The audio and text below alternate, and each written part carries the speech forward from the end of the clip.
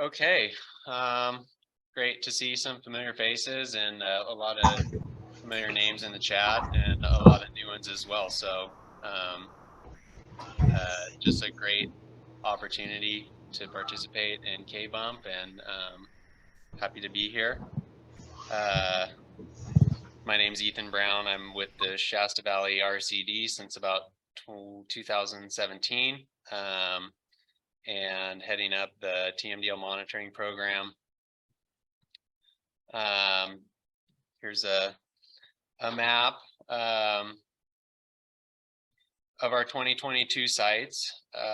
Just a little site summary here. We have over 30 TMDL monitoring sites, 14 temperature, 12 dissolved oxygen and temperature this year, and 4 meteorological stations. We're going to be looking at some data here shortly from those. I'm going to try to tell a story, but at the very least, I think we'll get to see some interesting data from this year. Like so many presenters have said, it's a mad dash to get this stuff together. I'm going to steal USGS caveat and let everybody know this is provisional data here. But one of the big reasons I'm here and have been able to attend some other conferences of late is we had a little bit more help this year. So a big reason why we're able to synthesize what we have so far in terms of processing this data. I had high hopes of multi-year longitudinal studies, but I remember I was in the field on Parks Creek when I sent Randy my abstract, so I think it's about a sentence and a half long. But we are going to look at a couple of years worth of data. Importantly, I think 2022 and 2021. Just going through all the sites as well. A couple of updates to the program. In 2022, we went changed Salmon Heaven, which is a site in the canyon, for each one there. From temperature, it is a DO TMDL compliant site as well. So I worked fairly closely with Eli Scott and decided it would be a good idea to measure that, get a DO measurement. I think there's quite a few miles in between previous DO measurements. So we're hoping to add to that long-term data set. We are historically funded through project implementation. So it's important for us to implement projects to continue this critical monitoring program. I don't think it's all the data we supply the North Coast Regional Water Quality Board with, but it's certainly a big chunk, as you guys can see. And for anybody that's not familiar, this is a little bit too zoomed in to really see, but we do have the Klamath River up here at the top left, and Dwinell Reservoir. So a lot of monitoring typically focused below Dwinell and the tributaries.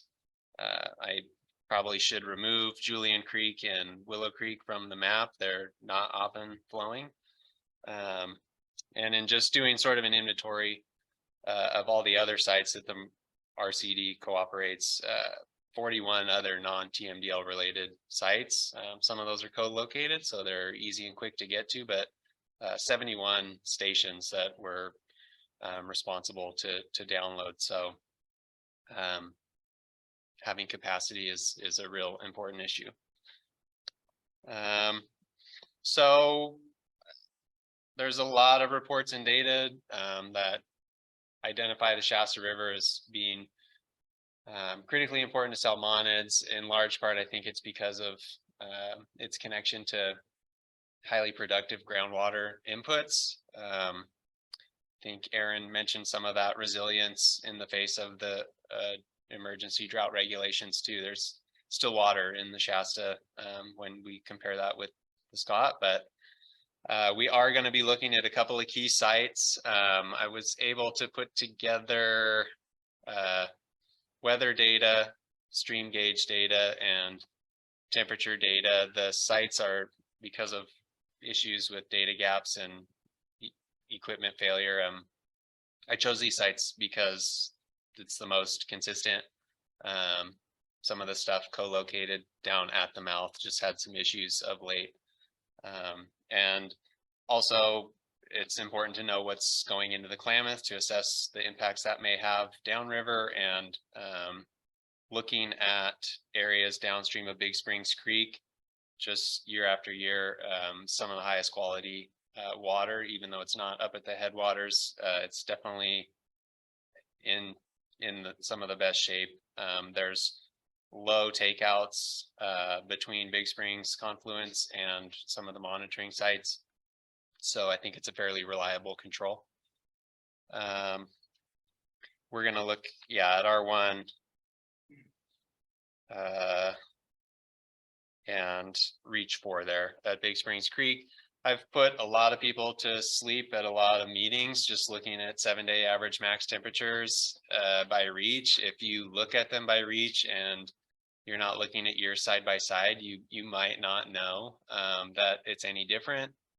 And so one thing I'm going to try and highlight is since the Water Board gave us the meteorological stations in 2018, partly in conjunction with the Sustainable Groundwater Management Act, trying to overlay meteorological data to try and assess if what we're looking at is significant, which direction we're headed, and obviously continuing to build on this and adding more years in will be an important part of reviewing this.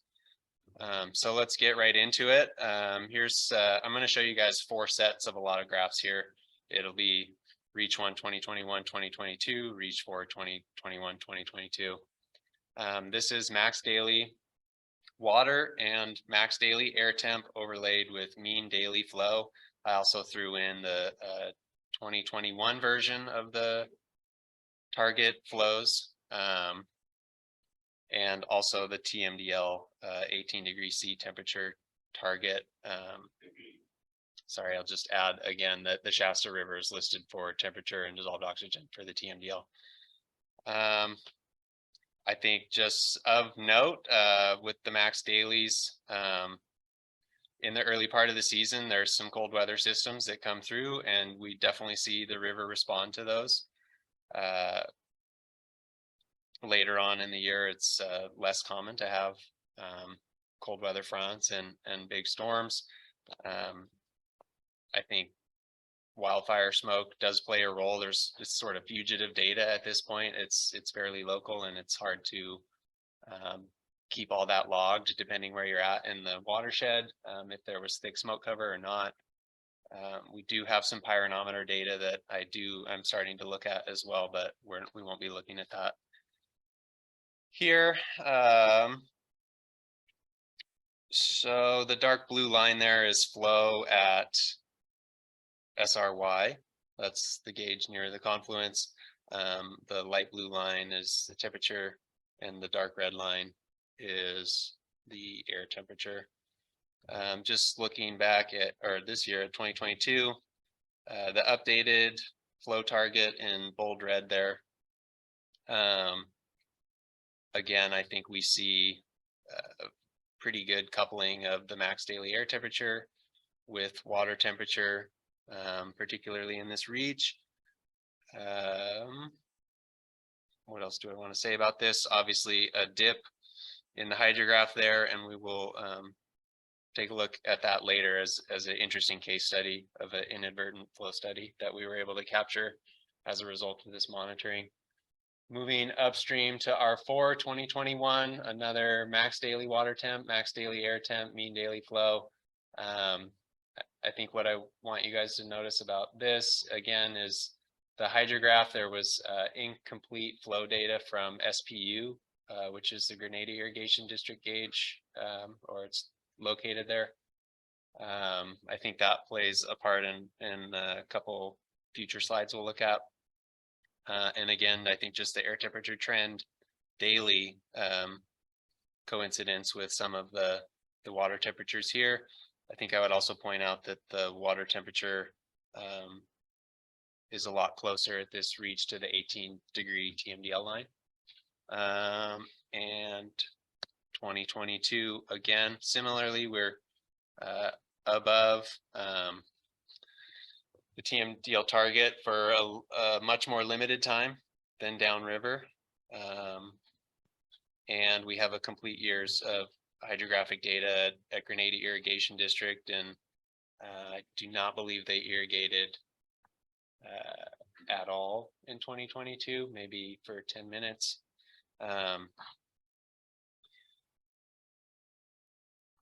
So part of my increased capacity and help was being able to do a little bit of a higher level look at some of the statistics associated with our data.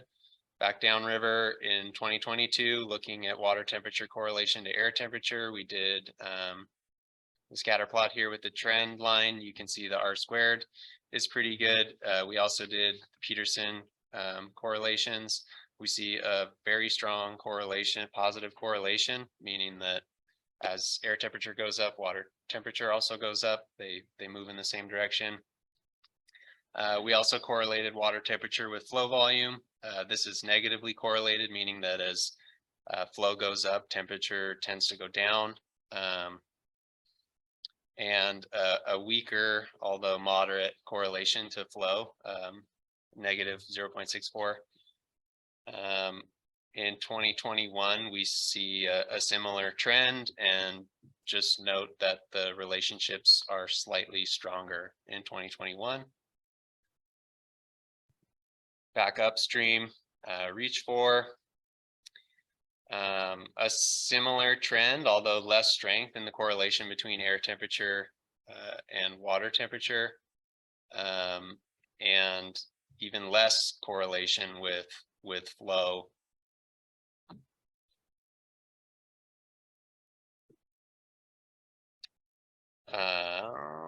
Okay, so we do have something different in this slide. We do see this similar trend, and a slight increase in strength with water temperature to air temperature, but over on the right, we actually see this relationship break down a little bit. And my thought is that we have incomplete flow record from the first part of the year when a lot of the colder temperatures are recorded there. So my guess is this is in reality probably similarly. I would expect it to slightly improve as well in 2021 relative to 2022, as we see in all the other correlations. Just looking at some stats, we have a fairly long-term data set. Much of it is now online on a database going back to 2015. We didn't have quite as many sites back then, so I grabbed back as far as 2016. Again, we're down at the mouth of the river, of the Shasta River, confluence with the Klamath. This is all temperatures between irrigation season on the main stem of the Shasta, which is April 1st to September 30th. I think what I want you guys to pay attention to here is a cooler mean temp in 2022 than 2021. If you're like me, you have some intuitions about why that might be. Couple other caveats: we did not occupy this site in 2019. 2020, there's data missing from June 4th to June 29th. That's typically a warm part of the year. And in 2017, a brief period in early April to mid-April, which is typically a cooler part of the year. So 2020, I think we would expect to see that a little bit warmer mean, and in 2017, I think we would expect to see that slightly cooler. Looking at the meteorological data, we'll see that 2019 was an unusually cold year. I can't remember if wildfire played a role that year or not. I'm guessing it did, but again, it's not something I have great notes on. Stealing a graph from Eli Scott at the Water Board. He loves these. Now I know how to make them, and I love these. This is a cumulative distribution plot of the water temperatures over the years with good data records. What we can see here is that 2021 plots to the right, meaning more of the data recorded that year was warmer. And in 2022, cooler. If you guys are not familiar, the y-axis over here corresponds with the graph line, the percent of total data at equal to or less than what it crosses with on the x-axis. So by the time you get up to 100%, 100% of the data is accounted for. Looking at air temps at reach 1 over the course of multiple years, there's a lot greater temperature variability, which we would expect. Again, the mean air temperature cooler in 2022 than in 2021, 1.2 degrees C. And 2019, we do have air temperature for 2019 and unusually cold. So just something to keep in the back of your mind. And a cumulative distribution plot at reach 1 of the air temperatures. We see a similar trend with 2022, the light blue plotting in the middle, 2019 way to the left, and 2021, the orange off to the right. So again, just the trend, 2022, cooler overall than in 2021. Moving upstream, reach 4, same deal, min, max, mean water temps, much cooler mean temperatures in this reach. Again, it's approximately fairly close to the confluence with Big Springs Creek. It's not the closest site we monitor towards Big Springs Creek. The water here is actually colder a few miles further downstream than the Nelson Ranch, which is now owned by CDFW. I think maybe indicates that there's additional cold water base flow inputs throughout the extent of that reach, well beyond the confluence with Big Springs Creek. But again, a similar trend here as well. 2022, slightly colder than 2021. 2019, the coldest. Cumulative distribution plot of the water temperatures. 2022 plots here, I believe in the middle. There's a lot more years of data here. I left it in. So it's a little bit messier, but 2022, the dark orange, not quite the smooth S-curve we've seen in the previous lines, but again, over to the right, meaning warmer overall temperatures. And 2019 and 2017 off to the left there. Air temperatures, again, just another similar trend, despite being located further up in the watershed. 2022, cooler than 2021. Cumulative distribution plot, same relationship. I thought I was onto something looking at the mean temperature difference, and I think there could be something there. Maybe the percent difference is also worth looking at, but I think as we, as we increase in air temperatures, we would hope to see a larger gap in the difference between the mean air and mean water temp if restoration and management actions are having an impact on TMDLs over the course of multiple years. I think so far it's fairly inconclusive just looking at the difference, because it just sort of tracks along with the air temp and the water temp. But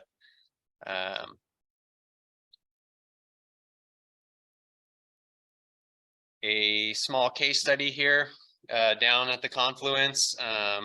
We've zoomed in now. We're just looking at August 1st to September 1st. This plot shows continuous data for air temperature, water temperature, dissolved oxygen, and flow. We have inadvertently captured a unique flow experiment. We see a substantial dip in the flow of the river beginning August 17th, when I think, as we all know, SRWA decided to divert. And it jumps back up when they stop diverting. I think the thing to note here, and after discussing this briefly with Eli Scott,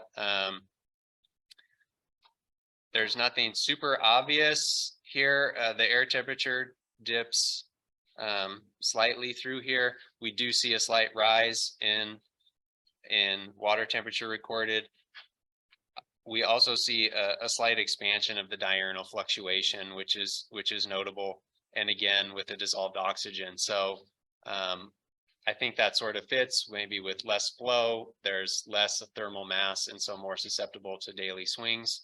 And as I think I've shown, there's a very strong correlation to air temperature. So the ability of that to have an impact is somewhat related to the flow. Not what I expected to see when I got the data. I think overall the swings the amplitude of the diurnal fluctuation increases, but I don't see a wild swing in any direction. We've also got the summary for the daily temperature here of max air temp, max water temp, minimum dissolved oxygen, and minimum flow. So you can see you know, a slight rise in temperature, and dissolved oxygen is inversely related, so a slight dip there as well. And you can see those are fairly well related as we go back in time.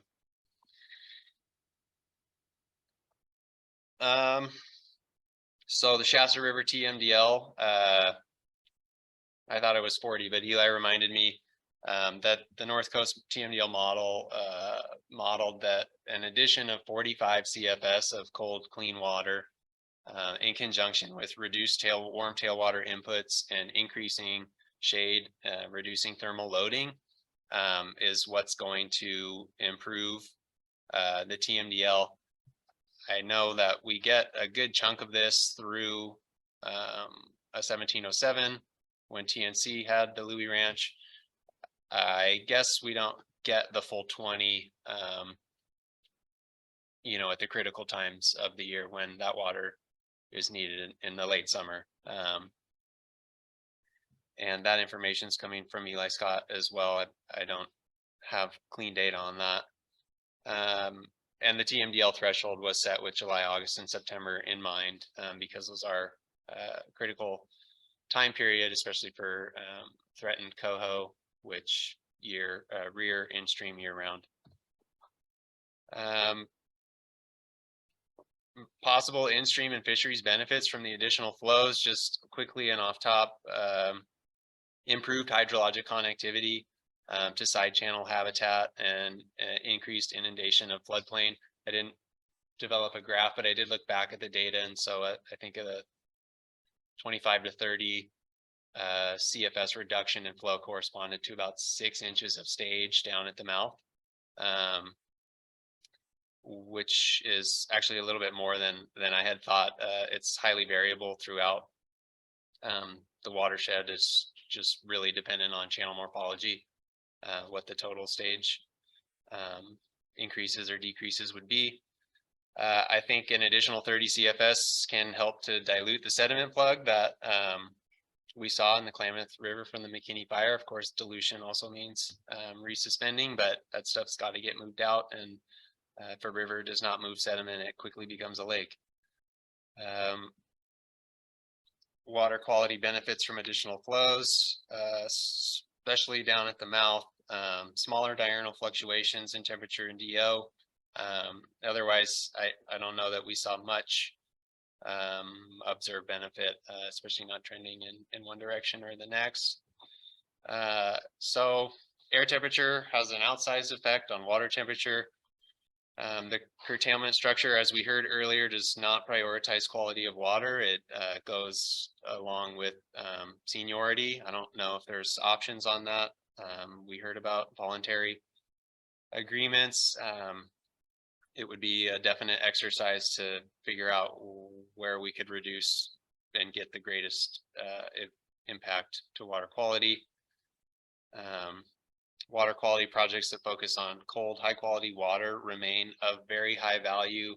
The RCD has a couple of, I'll say, lingering proposals to help address some of this stuff in the critical reach of Reach 4, Reach 3, which is more or less the downstream extent of the cold water impacts from Big Springs Creek and groundwater base flow inputs. I think if we had you know, more water conservation projects, it would still go a long way towards meeting stock watering demands and hopefully provide the availability of some volunteer flexibility in that and avoid having to turn on at times where we're not allowed to. Need a multi-pronged approach to restoration, including water quality, habitat, food web connectivity, and hydrologic function. There's definitely no silver bullet here.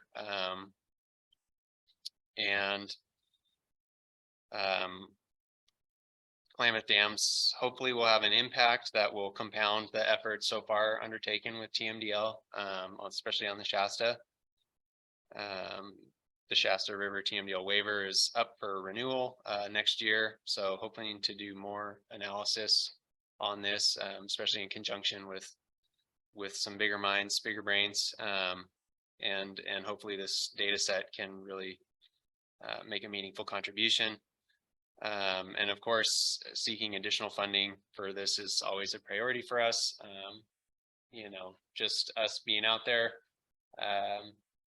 collecting this data, you know, you never know when you're going to capture a rare opportunity for a flow experiment. So I do want to acknowledge the funding for this year, North Coast. Couple pots of money. DWR actually covered some of it related to the weather stations for a while there. That's now gone. And CalTrout will also run out this year. Not sure where that money comes from, but we contract with them to cover a decent chunk of the sites. And I would be remiss if I did not thank my coworker, Alan LaGrange. It was short but sweet, and definitely enabled me to get here and to a few other conferences this year. Of course, the landowners for providing continued access, and to KBMP for facilitating these meetings. It's really important for me, I know, just to hear what else is going on in the watersheds. It's I always think of KBMP as a little bit like Game of Thrones, and everybody's coming from their respective watershed. They're, I think, all different. Some have ag, some are dammed, some are undammed, some have no ag, they're deep canyon, and also dammed and undammed. So so yeah, just a great opportunity, and happy to answer any questions.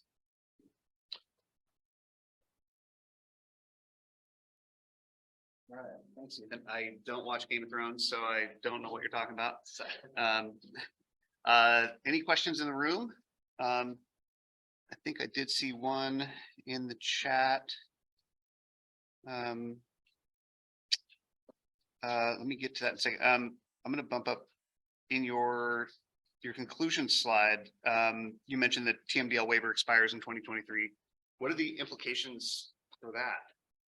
It is, I mean, it will be renewed, or can you describe a little bit about that? I did not attend the last renewal meeting, unfortunately, in 2018. So I'm not sure all what transpires at this meeting, but I anticipate a fairly thorough review, you know, looking to make sure we're making headway with regard to TMDL progress. And if the waiver's there, we don't have to set a fixed amount of people who have to file and pay for a permit to pollute a documented amount. So it's critically important to agriculture, and definitely looking to collaborate a little bit more in that process as we approach that date. Okay. Let's see, we have a question from Eli Asarian. And actually first I'm going to check. I'm going to get into Zoom. Anybody have their hand up? No. Eli Asarian's developed statistical models relating water temperature, flow, and air temp for the Scott, Shasta, and some other Klamath River and streams.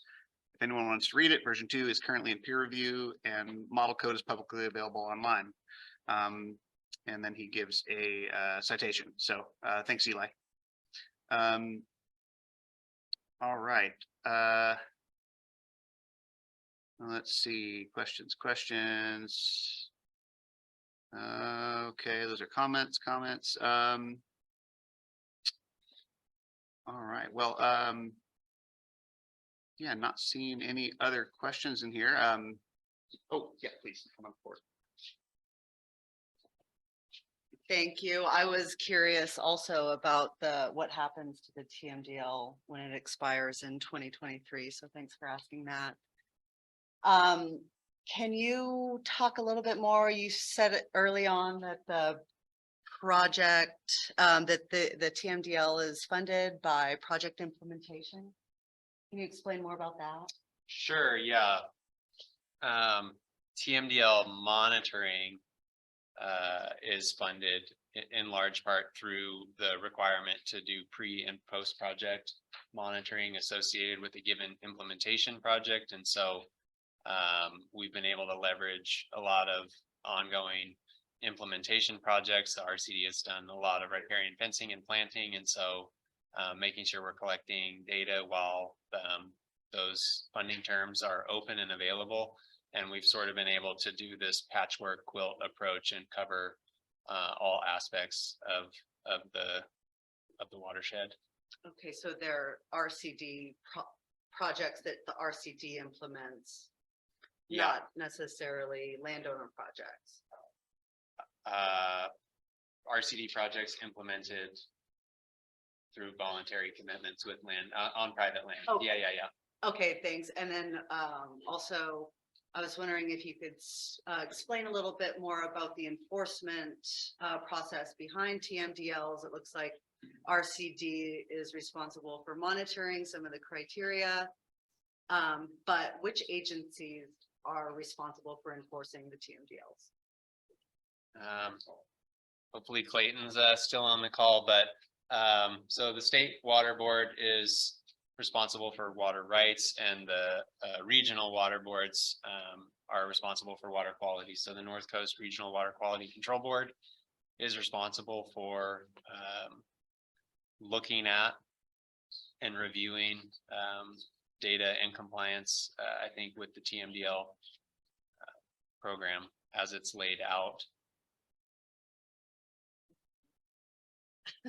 I don't know that I can speak to enforcement. The RCD is non-regulatory, and we are pleased to work with landowners and stakeholders on a voluntary basis.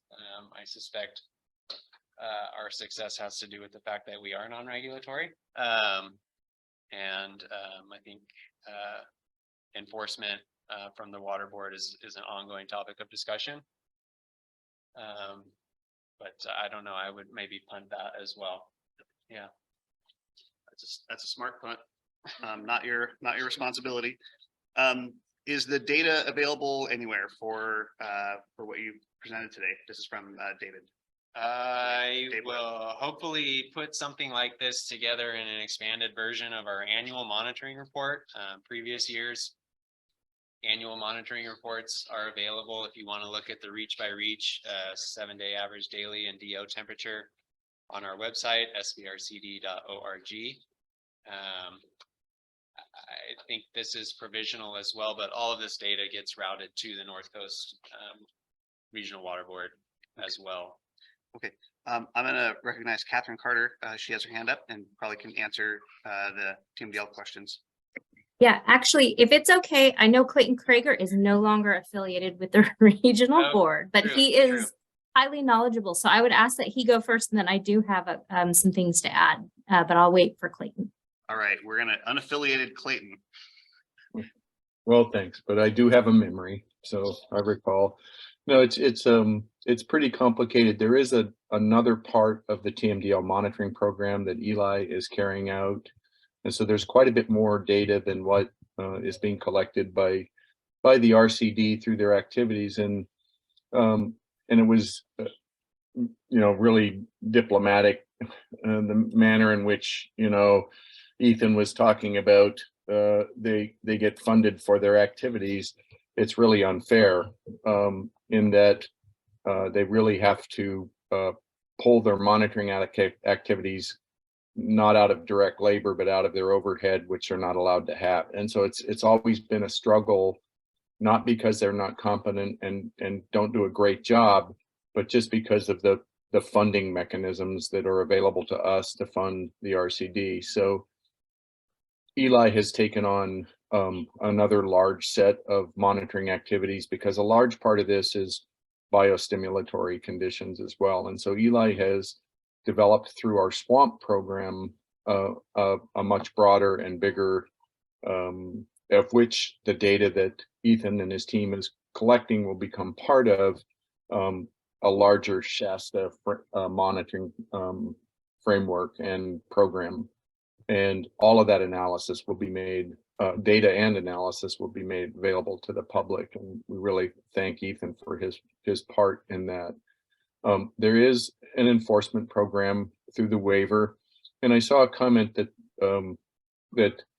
the Regional Water Board was thinking about just rolling over the existing waiver, and that with no changes. And there, no, there's a lot going on there.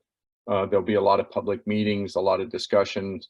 Nothing has been decided yet, but they do anticipate proposing some changes in the waiver, some enhancements from what we've learned over the last few years. And I can't speak to that and don't want to speak to that today, but I just want to tell you nothing's getting just rolled over. So with that, we have found a lot of interesting things in terms of the response, in terms of the TMDL, but to be delisted, and I'll let Catherine speak more to this because she really runs that part of the program. There is a delisting process, and I can just say that the Shasta is nowhere meeting its targets yet. And so it won't be off the TMDL list anytime soon. So, but a lot of great work has been done there by both landowners and agencies. The safe harbor is a step forward in the right direction, and we've been working with them very closely on that. So, you know, there's been a lot of things to fix over a long period of time, and sometimes we get wrapped up in too short of timelines, and I like to look to the tribes for their traditional ecological knowledge on that and remember that it could take a very long time, and that's our intent, is to be good stewards for a very long time. So it's not going to be off the TMDL list anytime soon. And Catherine, do you want to speak to that? And I'll just go on mute here. Yeah, sure. Thank you. And I guess what I'll say is the regional board agrees with everything Clayton said. And thank you, Clayton, for bringing up all those points. So yes, the two things that I wanted to touch on first, I think that in the end, it's going to be very, the things and the requirements of folks are going to look very much the same, whether this water body or any water body is on the 303D list or not, because the 303D list simply states that things are not complying with our basin plan, and all water bodies, regardless of listing status, have to comply with the basin plan. So I think how we could think about it and talk about it is, are these water bodies complying with basin plan requirements and protecting beneficial uses? So I just want to encourage us to reframe our thinking on it, because there is no end in protecting water quality when the TMDL targets are met. And on that, yes, as Clayton said, and Eli can certainly help facilitate conversations about what it looks like to be meeting the TMDL targets and being in compliance with the basin plan, and when delisting would be warranted, but it would include both meeting in-stream temperature requirements, having worked towards the meeting the load reductions that are necessary, and having, which includes component of that is site potential shade. So there's a lot of different factors, and we're happy to have additional conversations about it with anyone who's interested. And thank you for the great work and the great presentation. We have more 319 non-point source money is available. We're in the solicitation period now. If anybody is interested in knowing more about that, you can ask Randy for my contact information, and I'll connect you with our grants lead who can help advise on that. And Randy, I just want to remind folks that Region 1 is working on flow objectives. both narrative and numeric, and that our working relationship with with Department of Water Resources or Department of Water Rights has been much closer. As a matter of fact, Eli is on a sort of a part-time appointment with them in terms of helping consult with them on the curtailment and making sure that it was consistent with the TMDL. And what Ethan showed in terms of his data plots showed that indeed there was a surprising effect in the Big Springs reach with reduced temperatures when the 50 CFS was hit. And there's been a lot of analysis of that. So I know people are frustrated by how the separation of powers, but that is the way it is. And we are trying to build a bridge between water quality regulations and water rights regulation through the development of scientific-based flow objectives, but that takes many years of science and development to get that done on a very limited staff. So, well, anyway, that's it. Well, it's great to hear in-stream flow, objectives are being developed. I remember when I came on board with KBMP in 2014, it sounded like it was right around the corner, but yeah, a lot of data, a lot of analysis, got to get it right. So hopefully that's coming soon. Another question here from Edward. Yeah, Ethan, got a question regarding the sites downstream from Big Springs. When I was with the RCD 3 or 4 years ago, maybe 5 years ago now, Wildlife Conservation Board provided a grant to the RCD to remove the flashboard dam from that reach of the river, replace the fish screen, and pipe all the open irrigation ditches in there on several ranches there. And there was some local opposition to that after the grant was awarded, and so that project never got implemented. I'm not sure if it will now. I'm also saying now that we're several years removed from that grant being awarded, so with inflation, I just imagine that project can't get completed at this point. You should probably just start over. But then your charts are showing that a decrease in volume actually decreases is resulting in a decreased temperature. Is that so? That negative relationship of water volume going down, might that actually be a net benefit then, that we can't get that efficiency done in that reach, and that we're going to now be 5 CFS lower in that 2 mile reach of river? Might that mean the temperatures will be lower than we were anticipating if we were able to keep that 5 CFS in the river at that point? I think we would definitely expect to see lower temperatures, but I think importantly, a negative correlation means that as flow goes one direction, temperature goes the other. So as flows increase, temperature goes down. That's what I was expecting.